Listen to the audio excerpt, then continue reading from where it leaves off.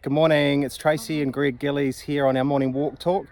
And this morning, as we've been walking, the topic that has come up is around why your behaviour is so important. And Trace, you wanted to talk about a podcast that you would listen to around behaviour.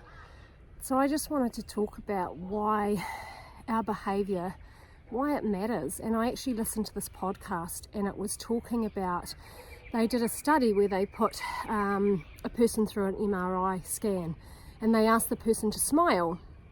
And when the results came out, they actually could see that there were certain neurons that lit up in their brain when they were smiling. And then they did it again, and they asked the person not to smile, but they showed them a picture of someone smiling as they went through it. And there was other neurons that lit up in their brain, which are called mirror neurons, and it gave the same effect as if they were actually smiling. So I think it was really, really profound for me to go, you know, sometimes we do behave really badly, and and we sort of don't realise the extent of our behaviour and how that affects everyone around us. I mean, we all know what it's like when there's someone that is really negative, and you can almost feel that negativity, and it puts you in a bad mood.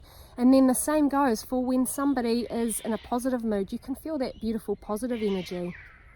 Yeah, and I think with looking after and focusing on your own behaviour, it enables you to hold your own space and maintain your own energy around people, that you won't get drawn down if somebody's having a bad day. You'll hold up and you'll hold the space.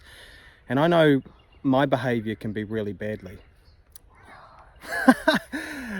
So for men, their behaviour patterns, quite typically, we revert back to being child and acting like a child.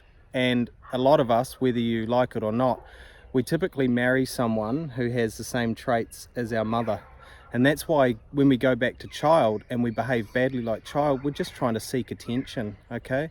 So the greatest thing that you can do for yourself is just being aware of when your behavior is starting to go bad, get out of control, and you're starting to actually point the finger. You're starting to blame, you're starting to be a victim, and you're starting to give away your power to other people instead of standing in your own power. What are your thoughts on that?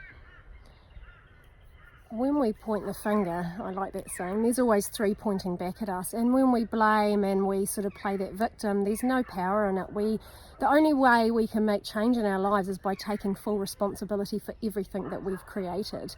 And often it's hard, you know, family, they push your buttons, and it can be so hard, especially children. And really, I can't change their behaviour. I can't change Greg's behaviour. The only thing that I can actually focus on is my own behaviour and how I'm responding and how I'm reacting in certain situations.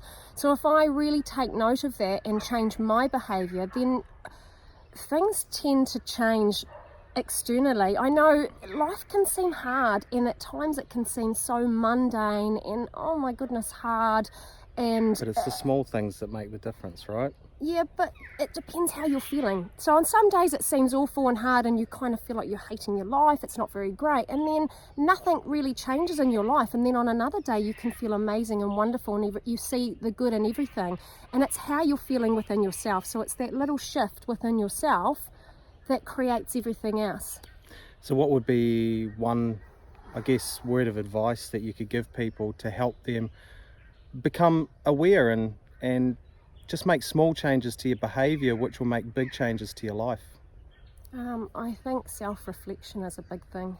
I know there's times I behave really badly, you know, especially with my children, and if I kind of get up and it all just starts to flow down that path, I think self-reflection, maybe, you know, even apologising and saying, look, I behaved really badly, and just taking full ownership for everything and for your behaviour and what you're actually creating for yourself, and maybe not being so reactive. So if there's a situation you're finding it hard, you feel yourself getting worked up, maybe just take a step back and take a couple of breaths and just think about how to respond before you just react.